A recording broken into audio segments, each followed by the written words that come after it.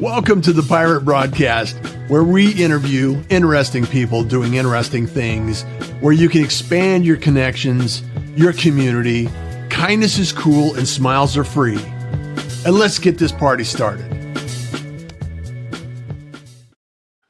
And we're here at the Pirate Broadcast, and I'm Russ, interviewing interesting people doing interesting things.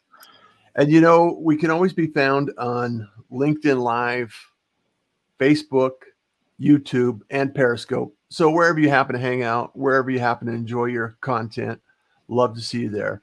And also, as well, we have podcasts. So if you like to subscribe to the podcast, if I can talk this morning, I would love to have you join us on the podcast. And Meshell, how are you this morning? Good to see you so much. So it's been so long. I can't believe it. It's been a while. And I remember because it was a rainy day, that day that we actually met. So it's interesting because it's raining here. We actually have a lot of, I'm in Austin, and it's really raining here. Flood warnings and things. So how have you been? Yeah. I've been wonderful. You know, I moved to Arizona to be with mom and dad and help care for them.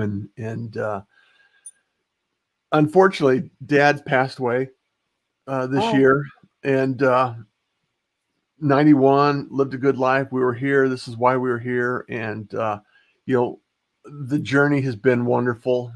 You know, a lot of experience. It's not always pain-free.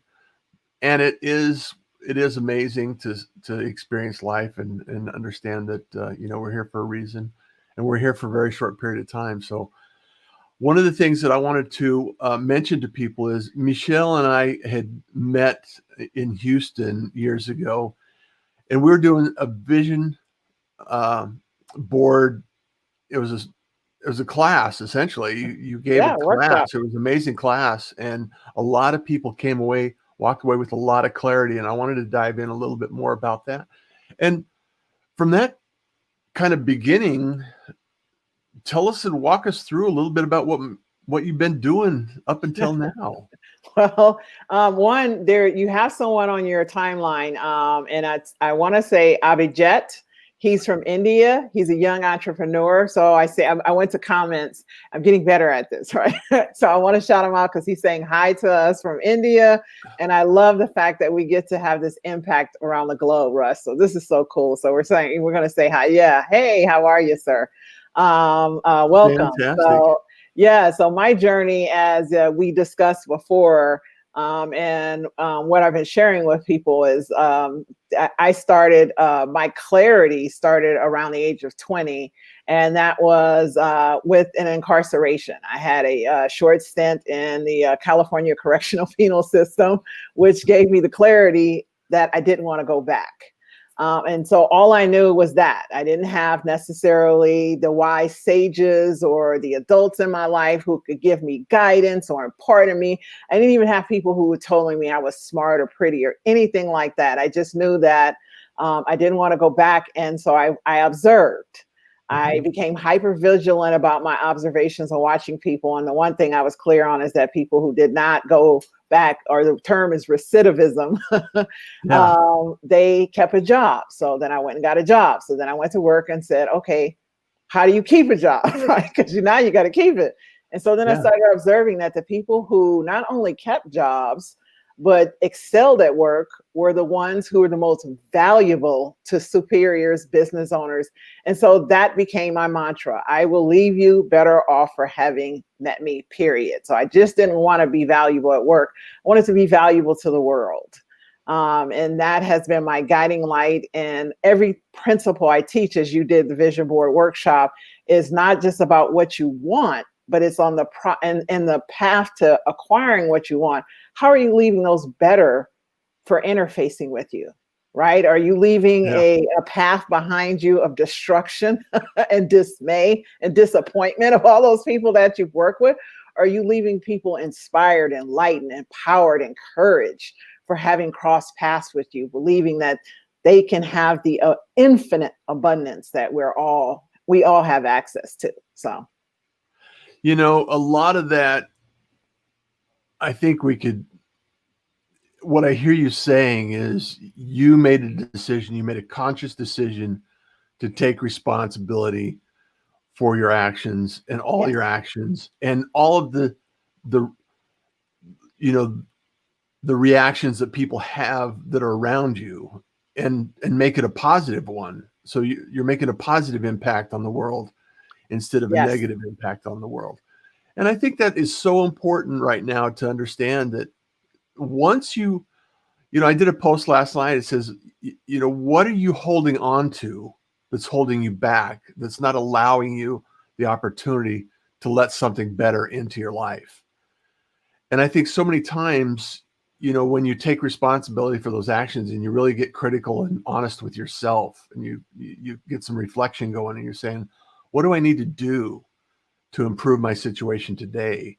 And it's personal responsibility, number one. And it's also about knowing and getting clear, like you've been so diligent about helping others get, is clarity in their life. So, exactly. so talk about how that looks and what that how that shows up in your process. Yeah, so I want to shout out one of my most incredible and recent mentors, Rod Harrison of Growth You. And if you want to look it up, it's growthyou.com. But Hmm. he actually, I learned from him responsible. So I knew I was being responsible, but I really learned a deeper level of responsibility and accountability. And he even says it a special way. He says that if you look at the word, it's response able. I am able to respond. Accountable. I am able to account. And when you become hyper vigilant that everything is happening for you, not to you. So why am I feeling or interfacing with this discomfort? What is it teaching me or telling me? Right? Yeah. I want more. So in the process of wanting more, there's no genie or Santa Claus coming. We must become more. So, and the only time a human being becomes more is when they face the fear, the doubt, the second guessing, the failure, the naysayers, the critics, like all of the uglies.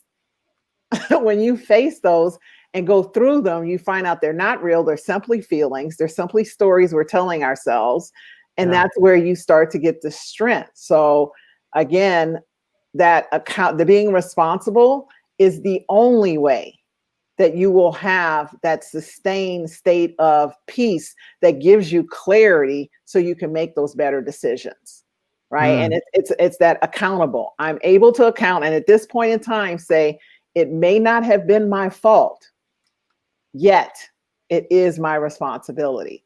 So when you stop blaming, like you said, when you stop holding Oh, on to that story, that thing that you think has hurt you will yeah. become a superpower. It actually changes and gives you such a view and a perspective and vision of life, a lens that you get to see through because you have gone through that pain.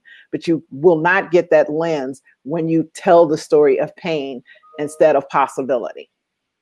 And it's interesting too, because I've talked so many times on the Pirate broadcast about the idea that there are times where the story we tell ourselves is a lie. And when you start to change the story and start looking at the truth and taking responsibility and taking action and changing your story, because sometimes it's not about anyone else but ourselves. It's well, many times, almost always, it's about what's going on in our head and the story we're Yes. telling ourselves. It's like, oh, I can't do that. Well, why can't you? Well, I don't have the resources. Well, what do you need to get the resources? Work backwards and look at the opportunities you have to move forward, to make progress, to move in a direction that allows you to be responsible and be able, like you said, to be able to move that forward. So it's a very powerful message, and thank you for sharing it. Oh I yeah, appreciate. absolutely. Your experience. I mean, you've gone through and experienced some things yourself. Like the reason you're here is because you've seen that it's not just one time hearing overcoming. It's the constant refreshing in our mind of the overcomers that inspire us in those moments. Like our unconscious mind needs the references. I tell people, you cannot stop listening to stories of overcoming. You cannot stop reading books of overcoming and listening to the podcasts and the lives and going to the events where you hear them tell the testimonials, because your unconscious needs to be constantly refreshed and reminded that you can. In those moments, that's what it goes and references. It's like a library, right? It's like your brain is a supercomputer. I tell people, if you want biologically, you can search this fact. We're all born with 100 billion brain cells. So your brain has the capacity of a Google, but it doesn't have anything to search in that moment of fear, disappointment, failure, overcome, doubt, if you have not fed it. Yeah. Yeah. And I think that, moments like this and just sitting down and communicating this, my goal and our mission today is to kind of open up other people's thoughts and the idea that it is possible to make some changes in your life. It is possible to make minor little shifts. It doesn't take you don't have to move a mountain to make a difference. You just have to make a step forward and make it make yourself a little better than you were yesterday. That's all it takes, just little bits. And if you start today and you go a year from now, just think how far you can go. And I encourage everybody to take those positive steps forward in order to accomplish some of your goals. So what are some of the goals? I know that you're in Austin now, and you were using a co-working space and doing a lot of that stuff, and obviously some of that has been challenging this year. So what's Meshell up to today, and what's bringing you joy at the moment? Well, thank you for that question. What I'm up to today is SupeFan Solutions is a company that I'm launching. It is a COVID creativity. It's that moment and during COVID where I actually recognized that I can create. I had within 6 days, I'm a coach. So coaching, quickly, I'm seeing some comments here. So Eileen Doyen, Sarathi, and Kenyatta, Turner. Hey, good morning. So I just want to say good morning. I see that real quick. Welcome to the Pirate Broadcast, Meshell. Thank you. Hey, y'all. She's good. Sarathi's in the house. Hey, happy namaste. evening, morning. Kenyatta. Andrew is here. Hey, Not Andrew. going to prison sounds like a real motivator toward a better life. I know, right? Oh, I have to agree with you there. Exactly. Smart one, Andrew. Kathy Spooner says, hey, good Kathy. morning. And Wendy here says, good morning, Pirates. Thank you so much. The 19th is Talk Like a Pirate Day, so we'll have to have a special show or something. Oh, yeah. Sarathi says, an awesome way to work is using the problem situation to the resolution. Many times people have asked me their problems, so I tell them it's so simple. Use the problem to your advantage. And sometimes, solving the problem and thinking about, it's like Einstein said, if I had to solve a problem, I'd take, and if I had an hour to solve a problem, I'd take 50 minutes to think about think about the problem and 10 minutes to solve it. So yeah. It's that idea. And Kathy says, great conversation. We can't change what we won't face. Oh, so good, Kathy. That's powerful. I just got chills. So true. Eileen says she's another pirate. Good morning. Thank you so much for being here. Sarathi says, Kathy. Now they're talking to each other, the piraters. Well, the pirate community, if you're unfamiliar with the pirate community, and if you're listening or watching the replay, there's a lot of people that have made connections, started conversations offline, and built this thing up to where it's an amazing community. Kenyatta says, I'm loving the convo, Russ Johns and Meshell Baker, MBA. So thank you so much for that. Foley, so excited to see you this morning. Love the discussion already. Foley is going to be on, she's a military, she's in the military doing some great work, and she's on at Okay. 9/11. So Oh, on Friday. nice. So yeah, I think it's Oh, on okay. Friday. So that would be a amazing conversation. Foley is so they're talking to each other, and it's a very vibrant connection. And so if you're not connected to Meshell, connect with Meshell. She's doing a Yes. lot of great work. So back to your story about what's going on in your coaching activities today, Yes. Meshell. Walk us through it. So, Tell us the story. yeah, and as you know, I've been working on the vision, and my biggest journey has been like the mind, right? I tell people years ago, I got a little echo happening. Was that me or you?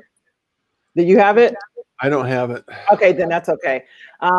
So yeah, and it's just really been the thoughts. It's nothing outside. Everything we need is inside of us, and we've all heard this on our journey. Especially if you're an entrepreneur, you're in sales, you're a business owner. If you're doing anything entrepreneurial in its essence, you've heard and understand this concept. Now, living the concept is a whole different thing when you're faced with bills, when you're faced with setback, when you're faced with disappointments, when things didn't work out, your mind screams challenges and problems. So where I do work is what I work with sales professionals, sales leaders, and business owners. And business owners is actually my sweet spot. So I always leave them last because I'm business owners, right? But I work with them to really look at being the super fan of yourself, then your product, then your client.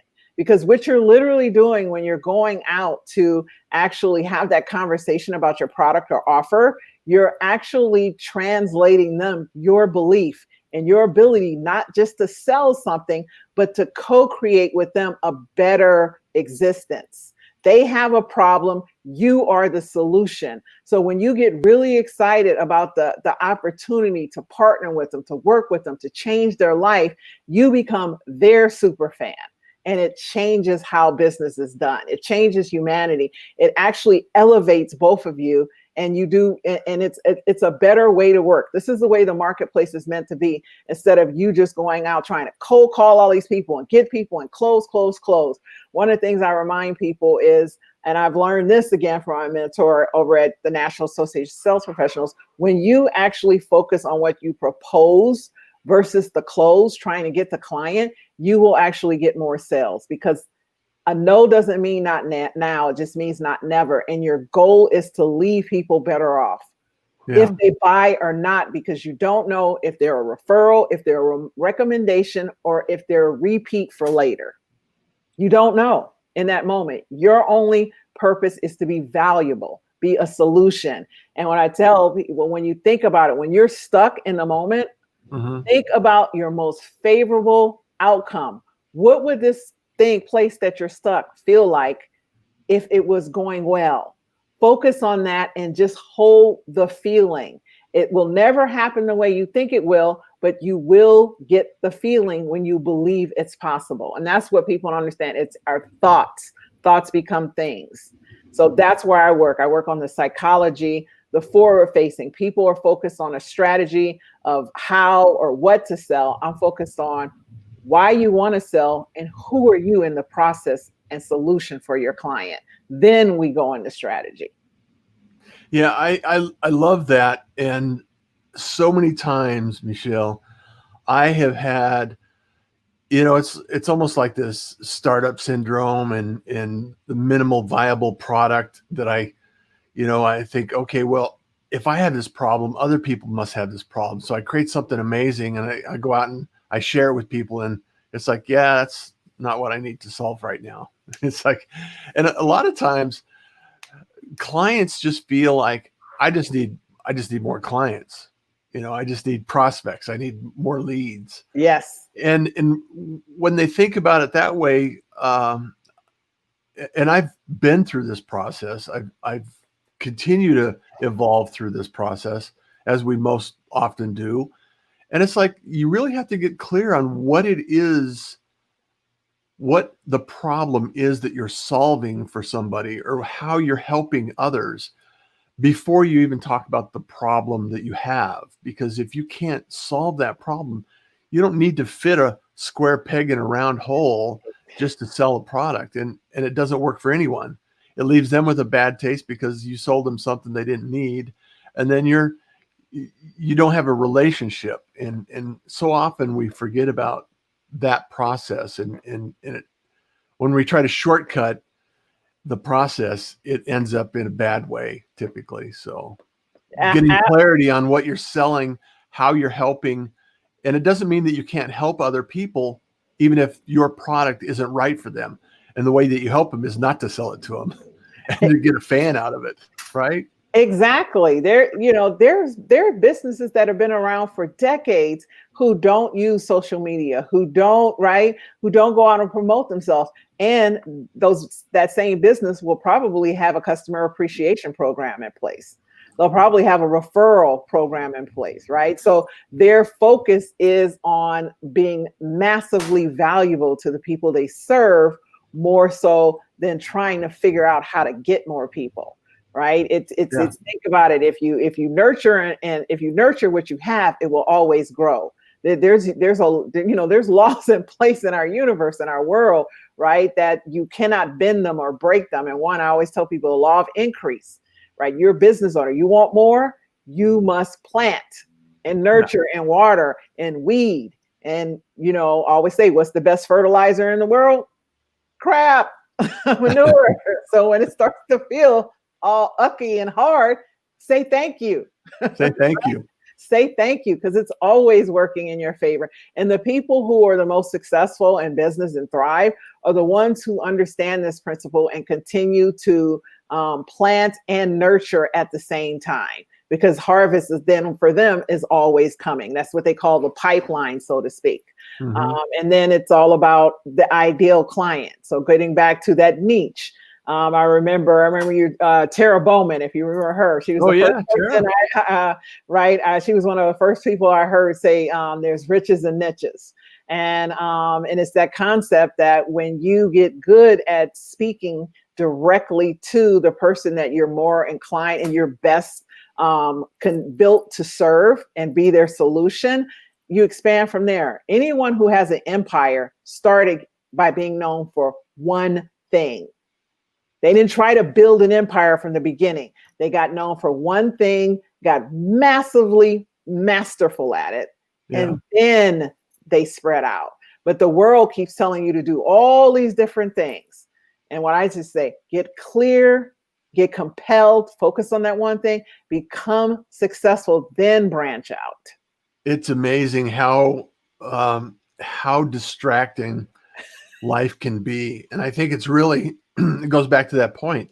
The more focus you have on an outcome, and the clearer you are with the path to get that outcome, and the less distractions you allow into your world, it allows you to accelerate. It's almost like putting jet fuel in the tank when that happens, because I mean, social media, you got so much noise, you got everything that's distracting you, and you got a pandemic along the way, and there's things that are going to cause challenges, but that doesn't mean that's going to stop you. It just means that you just have to figure out a way around that and keep your focus, keep your clarity, and keep your mission going, because it's so important more now than any other time to be very clear on what you want the outcome to be. And I think, like you said, the riches are in the niches. And I think follow up is something that a lot of people Huge. fail to understand how to do, and that's part of the nurture sequence that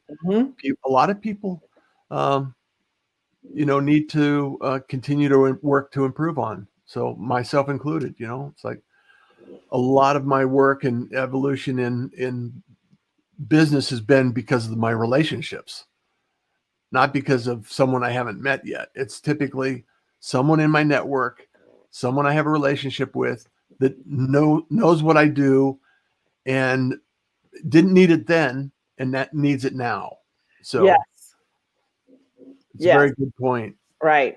Hey, I wanted to bring something up. Foley said, she said, I love that you are breaking down that to change business, you are storytelling and sharing your vision with others. Powerful thought as leaders and person. I I mean, stories are a powerful, very powerful tool. And storytelling and explaining to people why you're doing what you're doing. You told us a story about your early days in life and some of the changes and decisions you made. That brings us closer to who Meshell is and allows us to kind of get a glimpse on, okay, she's taken a bad situation, improved on it, learned a lot, and now she's helping other people improve their lives. That's a journey that we can all relate to in some way, shape, or form, or respect at a very minimum. And I love the fact that you shared that, and that story now allows us to know you a little better. Yes. Yeah. Yeah. And it again, that's how before, remember, we it's quite recent that we actually have been able to have access to books, right? And so how our history was passed along was through storytelling. Yeah. And when you and I love that she used the word vision as well, because when you get clear on what your solution is to your niche audience, then you're telling them the story of and inviting them in to the vision of how you guys are going to create that solution. And Yeah. that's when it starts to get fun. That's when you're, I always tell people that's when you're in source. You're sourcing their imagination and your imagination together, because our imagination is what makes us infinite. The challenge is that most people are using it against themselves, right? They're going future thought that what could go wrong instead of what could go right. What you don't know instead of what you do know, what you don't have versus what you do have. You always, always, always have everything you need to overcome any challenge you're faced with. Yeah. Right? If you believe in a higher power, God, universe, divine, Buddha, Allah, whatever you want to call it, right? Never sets you up to fail or look bad. You do that on your own. Yeah. Right? If you do that with your imagination, instead of believing that you are more than enough, you are capable in this moment. Yeah.